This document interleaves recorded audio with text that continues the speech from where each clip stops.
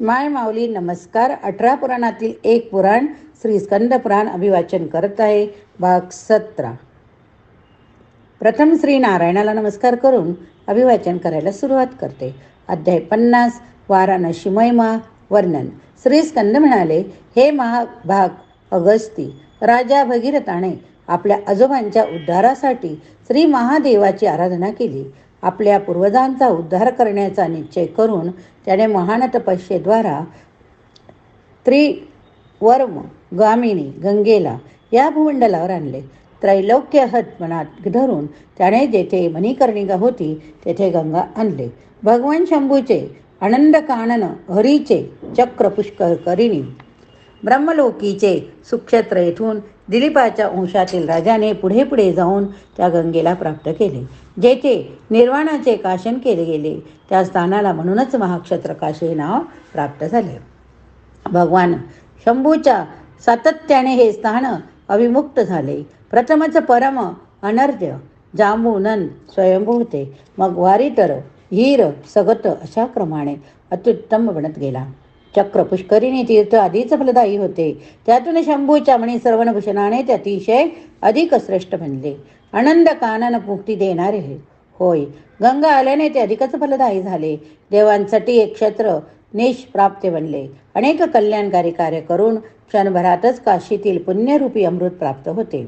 वेदांत ज्ञान अभ्यासल्या वाचून, सांख्य योग या वाचून काशीत राहणाऱ्याला अमृत प्राप्त होते. कारण निर्मूल करणारे ज्ञान प्राप्त करण्या वाचून शशी मौली शिवाच्या प्रसादाने काशी निवासी पुण्यवान होतो. यज्ञ वा अयज्ञद्वारा कलेवराचा त्याग करणारा तारकाच्या उपदेशाने काशी निवासी अमृत प्राप्ती करतो. त्याग हेच एक तप होय, तोच एक योगाभ्यास होय. त्यामुळे निर्माण सौख्य प्राप्त होते. महान दुष्कृत्य करणारा भारवाहक हेला गंगा काशी सानिध्याने परम पद मिळवून गेला. यम, इंद्र, अग्नी यांनी पुढाकार घेऊन सर्व देवतांनी मुक्तिपथाचे रक्षण केले. देवांनी दुष्टांच्या प्रवेशाला अडविण्यासाठी धुनी निर्माण केली. क्षेत्रात येणारी विघ्ने निवारण्यासाठी वर्णाची रचना केली. ती दक्षिणोत्तर दिग्भागी स्थापिली. दिग्भागी शशिशेखराने स्वतः द्वारपालाची नियुक्ती केली. या संदर्भात घडलेली एक आश्चर्यकारक गोष्ट आहे. अध्याय 51. ज्ञानवापी महात्म्य.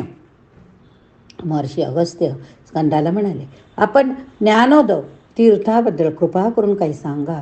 स्कंद म्हणाले, हे घटोद्भवा, यालाच ज्ञानवापी म्हणून ओळखतात. अनादिकाली देवयुगात श्री शंभू देव फिरत फिरत या ठिकाणी येऊन पोहोचले. तो काल असा होता की मेघ वर्षत नसत, अर्थात नद्या वाहत नसत. स्नानादी कार्यासाठी जल उपलब्ध नसे. फक्त खारे पाणी अस्तित्वात होते. पृथ्वीवर जे काही मानव होते त्यांनाही जल दुष्प्राप्य होते. आनंद कानन महास्मशानातली क्षेत्रे उजाड अवस्थेत होती. सुप्त अवस्थेतील जंतूचे, प्राण्यांचे तर हेच क्षेत्र होते. त्यावेळी महालिंग प्रगटले. ऋषी, सिद्ध, योगी, गंधर्व, अप्सरा, नागकन्या, किन्नर, देवांगांना सर्वजण त्या महालिंगाचे पूजन करू लागले. त्यावेळी या ईशानाच्या महालिंगाचे दर्शन करून रुद्राला वाटले, शीतल जलाने ह्या महालिंगाला स्नान घालावे. म्हणून त्यांनी दक्षिण दिशेला आपल्या त्रिशूळाने खणून एक प्रचंड कुंड तयार केले. तेव्हा त्यात पृथ्वीच्या आवरणातील जल निर्माण झाले. ते जल सत्पुरुषांच्या मनाप्रमाणे स्वच्छ, शीतल, तेजस्वी, पवित्र होते. अमृताप्रमाणे रुची असलेले, गायीच्या अंगाप्रमाणे मऊ, सुखस्पर्शी, निष्पाप बुद्धीप्रमाणे गंभीर, तरल, सुगंधी आणि त्यापूर्वी असे कोणीच न पाहिलेले असे हे जल होते. सहस्रधारांनी, कलशांनी भगवान शंभूने त्या लिंगाला स्नान घातले, म्हणजेच अभिषेक केला. अर्थात त्यामुळे ईशान प्रसन्न झाले. ते म्हणाले, तुझ्या अभिषेकाने मी अतिशय प्रसन्न झालो. हे कार्य तू फार महान असे केले. यापूर्वी कोणीही ते केले नव्हते, म्हणून तू वर माग. तेव्हा रुद्राने म्हटले, हे देवेश, जर आपण प्रसन्नच झाला आहात तर आपल्यास नावाचे कतुल अनुपम असे हे तीर्थ व्हावे. ईशान म्हणाले, शिवतीर्थ म्हणून सर्व तीर्थात शिरोमणी असे हे तीर्थ होईल. शिव म्हणजे ज्ञान, ते द्रवीभूत होऊन ज्ञानोद नावाने त्रैलोक्यात प्रसिद्ध होईल. यांच्या दर्शनाने, स्पर्शनाने, आचमन, तर्पणाने, जलपानाने मनुष्य कृतकृत्य होईल. यामुळेच तारक मंत्र, तारकतीर्थ म्हणूनही याला ओळखले जाईल. अध्याय 52. योगाख्यान वर्णन. वेदांनी सांगितल्याप्रमाणे आत्म्याला ज्ञान प्राप्त करून देण्यासाठी ब्रह्मचर्य, तप, दम, श्रद्धा, उपवास, स्वातंत्र्य ह्या आत्मज्ञानाच्या पायऱ्या सांगितल्या. सर्व आश्रमात राहणारे आत्मज्ञान प्राप्त करण्यासाठी धडपडत असतात. प्रयत्नपूर्वक आत्मा ही काय चीज हे जाणून घेण्यासाठी मनन करावे, म्हणजे त्यांचे दर्शन प्राप्त होते. या आत्म्यामुळेच ज्ञानमुक्ती प्राप्त होते, ती योगविना होत नाही. योगाचा चिरकाल अभ्यास करण्याने सिद्धी प्राप्त होते, केवळ वनात राहण्याने योगसिद्धी प्राप्त होत नाही. शौच, मौन, व्रत, मंत्र यांच्याद्वारा ती मिळत नाही. अभियोगाने म्हणजेच सर्व बाजूने सर्व गोष्टीतून मन काढून घेऊन ते फक्त निष्ठेने योगवृत्तीमध्येच गुंतवले, निरंतर याचाच अभ्यास केला तर तो प्राप्त करून घेण्याचा दृढ निश्चय केला तरच योगसिद्धी होते. अन्य कशानेही ती प्राप्त होत नाही. निरंतर आत्म्याचे चिंतन, त्याचेच ध्यान आपल्याच आत्म्यामध्ये सुतृप्त राहिल्याने योगसिद्धी मिळते, सुलभ होते. जो आपल्या आत्म्याशिवाय अन्य कोणालाही कुठेही पाहत नाही तोच आत्मा राम होय. म्हणजेच आत्म्यामध्ये स्मरण रमण करणारा आत्माराम होय. योगेंद्र ब्रह्मीभूत होय. आत्मा व मन यांच्याशी संयोग होणे म्हणजेच योग असे विद्वान म्हणतात. काही विद्वान प्राणवायू अपानवायू यांच्या संयोगाला योग म्हणतात. अपंडित म्हणतात. विषयेंद्रिय संयोग म्हणजे योग. सिद्धांत असा आहे की विषयामध्ये आसक्ती असणाऱ्या चित्ताला ज्ञान योग तसेच मोक्ष या गोष्टी फार दूरवरच्या आहेत, अर्थात त्या त्यांना प्राप्त होत नाहीत. मनाची ही वृत्ती दुष्परिणाम घडविणारी, म्हणून घालविणेच योग्य. ही वृत्ती घालविणारा त्या क्षत्रज्ञ परमात्म्याशी एकरूप होऊन विन्मुख जो होतो त्यालाच योगमुक्त म्हणावे. आकाश तत्व बहिर्मुख करून इंद्रिय समुदायाला मनातच स्वस्थ ठेवून मगच त्या मनाला आत्म्याबरोबर योजावे.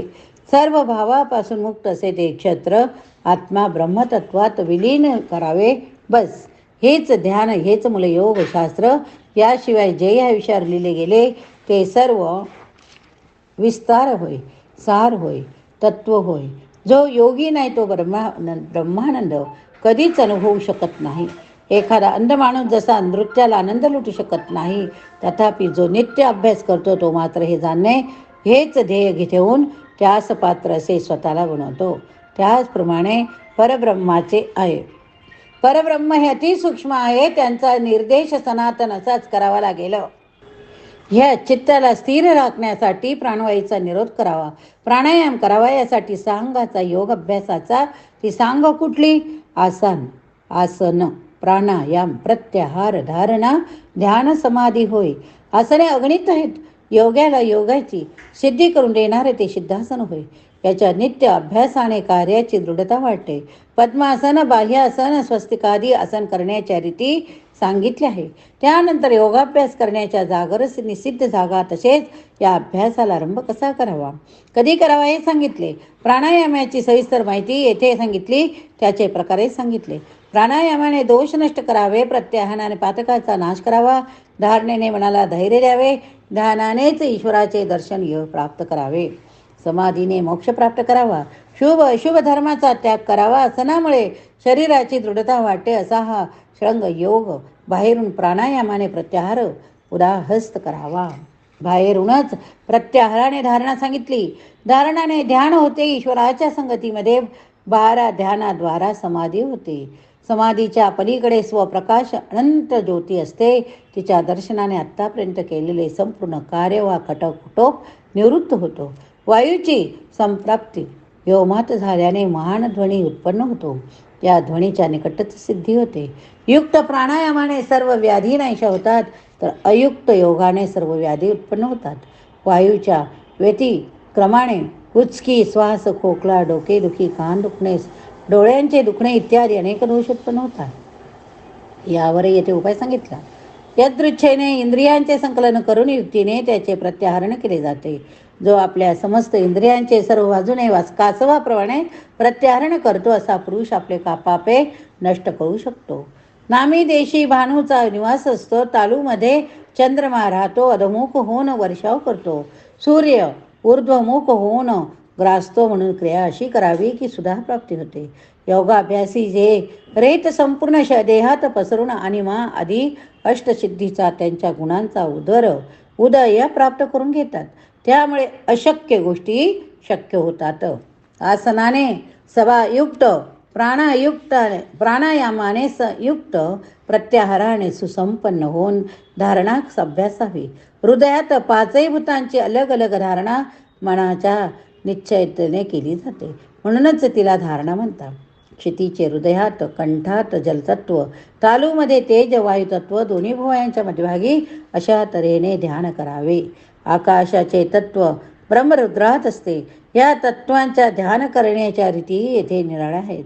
अशा प्रकारे स्तंभहिनी, प्लावनी, दहिनी, भ्रमणी, शमणी अशा 5 धारणा असतात. म्हणून चिंतन करायला सुनिश्चल असतात. म्हणून हे ध्यान म्हटले. ध्यान सगुण निर्गुण असे 2 प्रकारचे.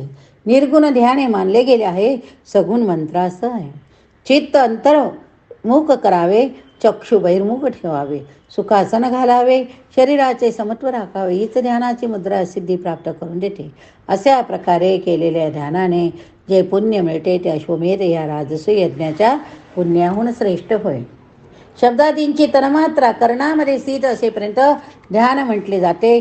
त्यानंतर समाधी अवस्था प्राप्त होते. धारणा 5 नाडीची असते तर ध्यान 60 नाडीचे असते. समाधी 12 दिवसांची असते.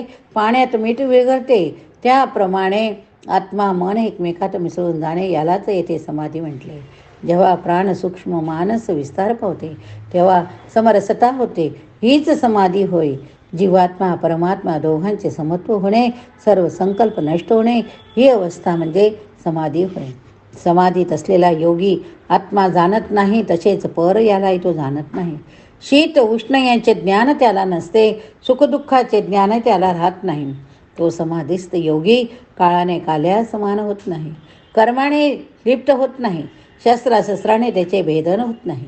त्या योग्याचा असा अद्भुत प्रभाव असतो.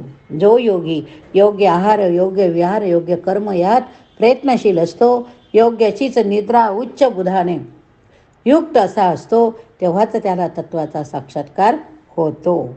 ब्रह्मवेते हेतू दृष्टांत रहित मन वाणी यांना अगोचर असे विज्ञान आनंद स्वरूप ब्रह्मतत्व जाणून घेतात. तर योगी निरालंब, निरांतक, निरामय ब्रह्म परब्रह्मात योगाच्या साह्याने लीन होऊन जातात. योग्याने उष्ण, लवण, मीठ याचा त्याग करावा, क्षीर आहार घ्यावा. क्रोधावर विजय मिळवून लोभ जिंकून मत्सर विरहित अशा प्रकारे राहणारा ब्रह्मचारी 1 वर्षापर्यंत सदा अभ्यास करीत राहिला तर तो योगी बनतो. जो महामुद्रा, नमोमुद्रा, उद्यान, जलंधर, मूलबंध व्यवस्थित जाणतो, जो योगी योगसिद्धीच्या पूर्णाधिकारी होतो. शिराच्या जाळ्याचे शोधन, चंद्र सूर्य या दोन्ही अंगाचे ज्ञान रस शोषण ज्यात असते ती मुद्रा म्हणून ओळखतात. ती महान अपराध्याची योगाचा विनाश करते. चंद्र सूर्य दोन्ही अंगाचा अभ्यास व्यवस्थित झाला पाहिजे. मुद्रा विसर्जन केल्यानंतर तथ्य अपत्य काहीच राहत नाही. सर्व रस निरस होतात. विष प्याले तरी ते पचून जाते. सर्व व्याधींचे दोष निघून जातात. खेचरी मुद्रा करणाऱ्यास बाणाच्या वरसही काय करू शकत नाही. कालही त्याला कोणत्याच प्रकारे दुखवू शकत नाही. त्याचे चित्त आकाशात भ्रमण करीत असते. म्हणूनच तिचे नाव पडले आहे सिद्ध लोक ही मुद्रा प्रशस्तात. जोपर्यंत ह्या देहात बिंदू स्थित असतो तोपर्यंत मृत्यूचे भय असत नाही. जोर नमो मुद्रा बद्ध असते तोवर बिंदू जात नाही. मान खग अहोरात्र उड्डाण करीत असतात, म्हणून या मुद्रेला हे नाव पडले. उड्डाण बंद कसा करावा तेही ते सांगितले. याने मृत्यूचे भय राहत नाही. जालंधर बंदही सांगितला. जो कंठातील दुःखे दूर करतो. मूलबंध कसा करावा हे येथे सांगितले. मूलबंध करणारा माणूस वृद्ध असला तरी तो योग बनतो. हे मुनिवर, मी आपणाला 2 प्रकारचे योग सांगितले. वर सांगितलेल्या मुद्राबरोबर योगाची 6 अंगे सांगितले. भगवान शंभूने मुक्तीच्या प्राप्तीसाठी हेच योग सांगितले. जोपर्यंत इंद्रियांमध्ये विफलता प्राप्त होत नाही, म्हणजेच विषयीकरण करायला ती असमर्थ होत नाही, जोर व्याधींची बाधा शरीराला होत नाही, कराल काल किंवा मृत्यू प्राप्त होत नाही, तोपर्यंत माणसाने योगाभ्यासात मग्न राहावे. या दोन्ही योगाच्या मध्ये काशी योग उत्तम होय म्हणून त्याचा अभ्यास करावा. आधी मानसिक त्रास, व्याधी, शारीरिक रोग यांच्यामुळे त्यांना मदत करायलाच आलेले वृद्धत्व आल्यावर मृत्यूजवळ आल्याचा संकेत मानून भगवान काशी स्वामी श्री विश्वनाथाचा आश्रय घ्यावा. या ठिकाणी हा भाग संपला. पुढील अध्यायात आपण दशा अश्वमेध महात्म्य बघूया. हर हर महादेव शंभो. हर हर महादेव शंभो.